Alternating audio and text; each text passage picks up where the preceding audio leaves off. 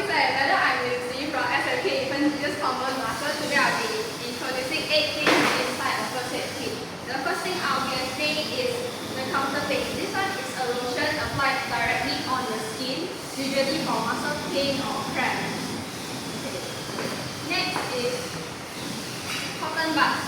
Cotton buds are for direct pressure on the wound that is bleeding to absorb the blood.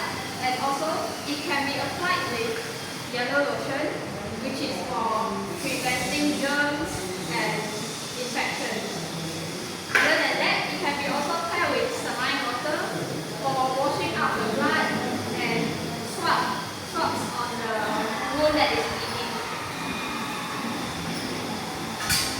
Next is the kidney dish.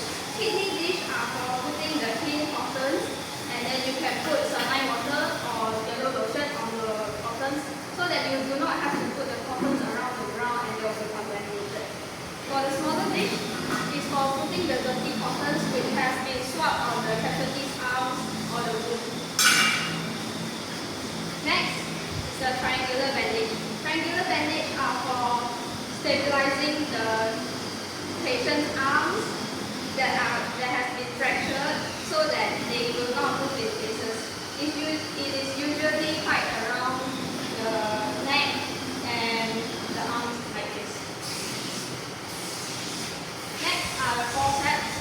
Forceps are for collecting the cottons or taking the cottons to put on the casualty's arm so that you will not have direct interaction with the cotton buds, because your hand is actually very dirty and it will contaminate the cotton buds. Therefore, you need forceps to hold them. Next are gauze. Gauze is for putting on the clean wound which has been properly applied with the yellow lotion. This one is for preventing any germs and infection, and it can also keep the wound clean.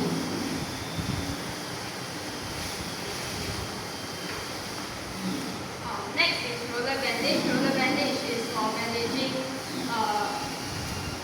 swollen areas or even fracture. You can do figure of 8 to prevent the wound prevent the casualty from moving, stabilizing the position of the wound. That is all from me. Thank you very much. Good morning, sir and madam. My name is Rosie Cheng and I'm from SMK Infant Jesus Command. So today I'll be performing bandaging forehead wound. So if the wound is bleeding, I will apply a triangular bandage and put on the wound and stop the bleeding by using direct pressure. So, and assume it's already 5 minutes, and I will use a new triangular bandage.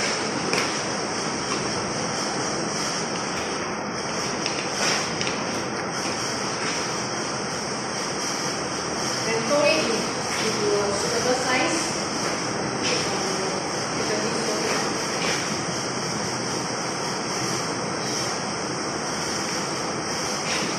So make sure it's not too tight and too loose. That's very tight.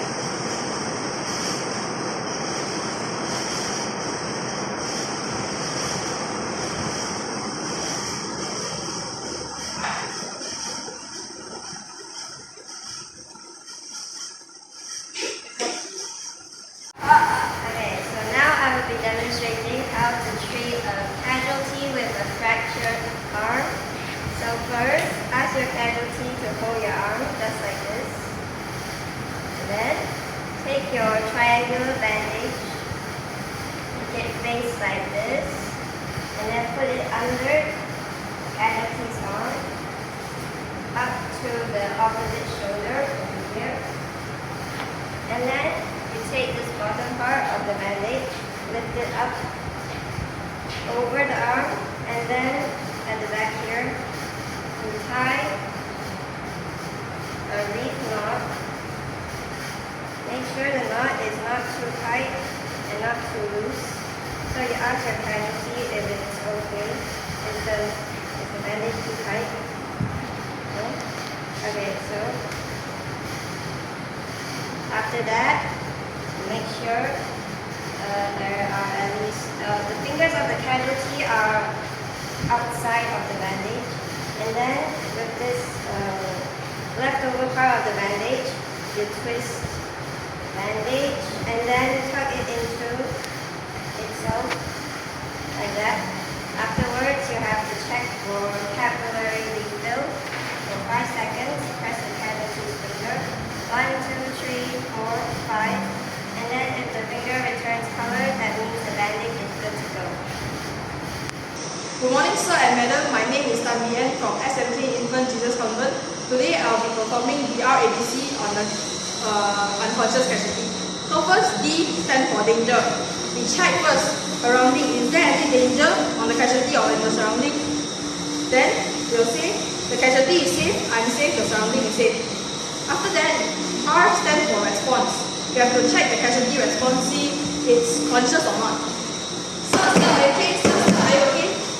It's not alert, it's not responding to voice, and it's not responding to pain, and it is unconscious. This is stands for ABPU. We have to check for that. And then after that, A stands for airway and B stands for breathing. We have to check these two together. Airway, we have to check. We have to open his airway by using head, tail, jaw lift, and check his breathing by looking at his chest rise for 10 seconds.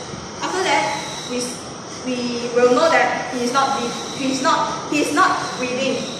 And then after that, ABC, the last step is compression, which is CPR. CPR have 5 high quality CPR, which is 100 to 120 compression per minute, deep and hard, minimize interruption, and then fully recoil, and the last one is 5 to 6 cm deep. 5 to 6 cm deep.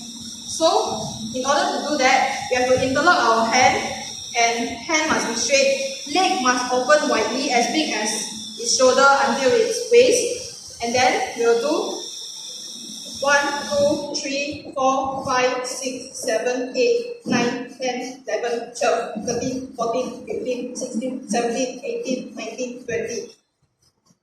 Like that, continuously, until the ambulance arrives. And that's all for me. Thank you.